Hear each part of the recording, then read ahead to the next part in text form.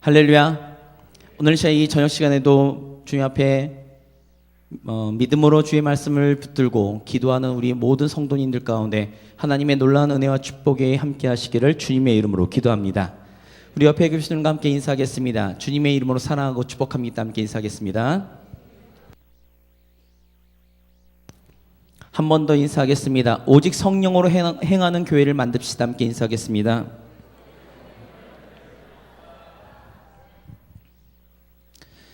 아마 우리 사람들은 복이라는 단어에 굉장히 기분이 좋을 것입니다. 축복받을 것입니다. 복받을 것입니다. 라고 인사하고 축복하는 그 말들이 아마도 우리에게 굉장한 위로가 될 것이죠. 복이라는 단어, 복받으라는 말을 싫어할 사람은 아무도 없습니다. 저도 누군가에게 그런 축복의 기도를 들으면 아무튼 기분이 되게 좋더라고요. 우리 성도님들 어떠세요? 기분 좋으시죠? 그리고 복 받길 원하시죠? 이것이 누구에게나 동일하게 가지고 있는, 누구나 동일하게 가지고 있는 그러한 마음일 것입니다. 이 세상을 살면서 복 받고 싶지 않은 사람이 아무도 없겠죠. 복 받아야 되죠. 그래서 특별히 동양 사람들은 더 복에 대한 개념이 더 서양 사람들에 비해서 폭넓습니다. 오죽하면 우리나라 사람들은 복을 얼마나 좋아하는지 새해가 되면 이렇게 인사하죠. 새해 복 많이 받으세요. 인사합니다. 1월 1일 날에도 인사하고 구정에도 인사하고 틈만 날 때마다 새해 복 많이 받아라. 이것이 다른 이들을 향한 축복의 메시지이기도 하고 다른 이들을 위해서 가장 해줄 수 있는 좋은 말이지 않을까 싶습니다. 오늘 말씀을 보니까요, 우리 성도님들이 좋아하고 제가 좋아하는 복이란 단어가 수도 없이 나옵니다. 특별히 우리 말씀 같이 볼까요? 3절에서부터 6절. 아마 이 말씀을 싫어하시는 분은 아무도 없을 겁니다. 같이 3절에서 6절 같이 읽겠습니다. 시작. 성읍에서도 복을 받고 들에서도 복을 받을 것이며 내 몸의 자녀와 내 토지의 소산과 내 짐승의 새끼와 소와 양의 새끼가 복을 받을 것이며 내 광주리와 떡반죽 그릇이 복을 받을 것이며 내가 들어와도 복을 받고 나가도 복을 받을 것이니라. 3절에서 6절까지 있는 이 놀라운 축복이 우리 성도님들 삶 가운데 임하기를 주님의 이름으로 기도합니다. 복받는 사람이 되어야죠. 성도는 하나님의 축복을 누리는 사람이 되어야 됩니다. 또 오늘 본문의 말씀을 보니까 하나님께서 이렇게도 약속하셨어요. 7절의 말씀 같이 읽겠습니다. 시작. 여호와께서 너를 대적하기 위해 일어난 적군들을 내 앞에서 패하게 하시리라. 그들이 한 길로 너를 치러 들어왔으나 내 앞에서 7길로 도망하리라. 7절의 말씀을 보니까 이스라엘을 대적하는 사람, 민족들, 나라를 하나님께서 쳐 부셔버린다고 말씀하셨어요. 이 말은 다른 말로 이야기하면 무슨 말이냐면 하나님이 이스라엘을 그리고 오늘날 우리 성도가 된 우리 모든 사람들에게, 교회에게 대적하는 모든 그러한 세력들을 깨부시고 그 대적들로부터 보호하시고 지켜주신다는 말씀인 줄 믿으시길 바랍니다. 수많은 여러 가지 어려움 가운데, 수많은 우리의 삶을 흔들리는 그 모든 문제들 가운데 하나님의 인도하심과 보호하심과 하나님이 지켜주시는 놀라운 축복들이 임하기를 주님의 이름으로 기도합니다. 또 이렇게 말씀하십니다. 8절에서부터 9절 같이 읽겠습니다. 여호와께서 명령하사 내 창고와 내 손으로 하는 모든 일에 복을 내리시고 내 하나님 여호와께서 내게 주시는 땅에서 내게 복을 주실 것이며 여호와께서 내게 맹세하신 대로 너를 세워 자기의 성민이 되게 하시리니 이는 내가 내 하나님 여호와의 명령을 지켜 그 길로 행할 것임이니라. 말씀을 보니까 우리의 창고 그리고 우리가 하는 모든 일에 하나님께서 복을 더하신다고 말씀하셨어요. 그래서 하나님께서 우리를 성민이 되게 하시고 하나님께서 지켜주신다라고 약속하십니다. 또 이렇게 말씀하시네요. 12절의 말씀 12절에서 14절까지 말씀 같이 읽겠습니다. 여호와께서 너를 위하여 하늘의 아름다운 보고를 여시사 내 땅의 때를 따라 비를 내리시고 내 손으로 하는 모든 일에 복을 주시리니 내가 많은 민족에게 꾸어 줄지라도 너는 꾸지 아니할 것이요 여호와께서 너를 머리가 되고 꼬리가 되지 않게 하시며 위에만 있고 아래에 있지 않게 하시리니 너는 내가 오늘 내게 명령하는 내 하나님 여호와의 명령을 듣고 지켜 행하며 내가 오늘 너희에게 명령하는 그 말씀을 떠나 좌로나 우로나 치우치지 아니하고 다른 신을 따라 섬기지 아니하면 이와 같으리라. 말씀을 보니까 자녀의 축복만이 아니라 기르고 있는 가축, 토지의 소산들을 많게 하시고 그리고 하늘의 아름다운 복을 열어주신다고 약속하셨습니다. 그리고 때를 따라 하나님께서 비로 공급하여 주셔서 이스라엘을 먹이시고 입히신다고 말씀하시죠. 그리고 13절에 머리가 되고 꼬리가 되지 않게 하겠다라고 말씀하십니다. 이 축복들이 우리 성도님들의 삶 가운데 임하기를 주님의 이름으로 기도합니다. 이런 축복들 누리면 정말 좋겠죠? 안 좋으신가 봐요. 이제 여기서 설교를 끝낼까 생각도 해봅니다. 그러면 너무 빨리 끝나나요? 이 축복들이 하나님께서 우리에게 약속하신 축복입니다. 믿으십니까? 믿지 않으시면 이 자리에 나오실 필요가 없죠. 믿으시죠.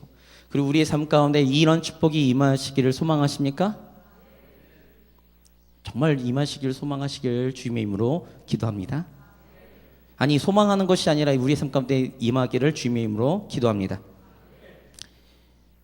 그런데 전제 조건이 있습니다. 전제 조건이 있어요. 하나님께서 이스라엘, 특별히 신명기는 가나안 땅으로 들어가기 전에 하나님께서 모세를 통해서 하시는 말씀이에요. 모세를 통해서 이스라엘에게 축복하고 이스라엘에게 당부하는 말씀입니다. 이 말씀에 지금 저희가 축복의 말씀만 봤지만 저주의 말씀도 있어요. 근데 우리가 알고 있어야 될 것이 이겁니다. 하나님께서 이러한 우리 이스라엘 그리고 오늘날 우리 성도들에게 이러한 축복의 말씀들, 축복을 하나님께서 해주시는 좋으신 하나님이시고 하늘의 좋으신 아버지가 되어주시는데 전제 조건이 있다는 거예요. 1절과 2절입니다. 1절과 2절 같이 읽겠습니다. 내가 내 하나님 여호와의 말씀을 삼가 듣고 내가 오늘 내게 명령하는 그의 모든 명령을 지켜 행하면 내 하나님 여호와께서 너를 세계 모든 민족 위에 뛰어나게 하실 것이라. 내가 내 하나님 여호와의 말씀을 청종하면 이 모든 복이 내게 임하며 내게 이르리니. 전제 조건이 있어요. 모세가 이스라엘 향해서 이 축복들의 말씀들, 저주들의 말씀을 하는데 전제 조건이 하나 있습니다. 그 전제 조건이 무엇이냐면 하나님의 말씀을 청종하고 순종하라는 조건입니다. 하나님의 말씀을 순종하고 청종한다는 그 의미는 무엇이냐면 이스라엘은 출애굽기 19장에 하나님과의 시내산의 언약을 통해 하나님의 나라가 되고 하나님의 백성이 되는 것, 그리고 하나님이 이스라엘의 하나님이 되어주신다는 그 약속이었어요. 그 약속이 어떤 의미를 담느냐, 하나님의 말씀에 우리가 왜 순종하고 청종해야 되느냐, 그것은 바로 이 이유입니다. 이스라엘의 왕은 오직 하나님뿐이라는 것. 이스라엘의 삶의 모든 주권은 하나님에게 있다는 것. 오늘 이 시간 우리의 삶 가운데 우리의 삶의 주인은 내 자신이 아니라 하나님이시라는 것을 고백하는 그 믿음이 바로 하나님의 말씀에 순종하는 것입니다. 이 하나님의 말씀에 순종하는 것이 그리 쉬울까요? 아니요, 쉽지 않습니다. 이유가 무엇이냐면 하나님의 말씀대로 한다는 것은 하나님의 뜻으로 우리의 삶을 살아간다는 이야기고, 우리의 하나님의 뜻으로 살아간다는 이야기는 뭐냐면 내 방식과 내 삶의 태도와 나의 욕심과 나의 정욕을 다 버리고 하나님의 마음을 가지고 하나님의 그 우리에게 원하시는 그 뜻을 따라, 하나님의 가치관을 따라, 하나님의 방법을 따라 사는 것을 하나님의 말씀의 방법을 따라 사는 것을 요구하시는 것이기 때문에 그렇습니다. 그게 쉬울까요? 쉽지 않습니다. 이스라엘이 신명기를 통해 모세에게 축복과 저주의 말씀을 들었어요. 축복과 저주의 말씀을 듣는 것은 무엇이냐면 하나님께서 그들에게 아주 강하게 어필하시는 것입니다. 그런데 어떻게 되었나요? 사사기를 통해서 보면 이스라엘은 하나님을 떠나기 시작합니다.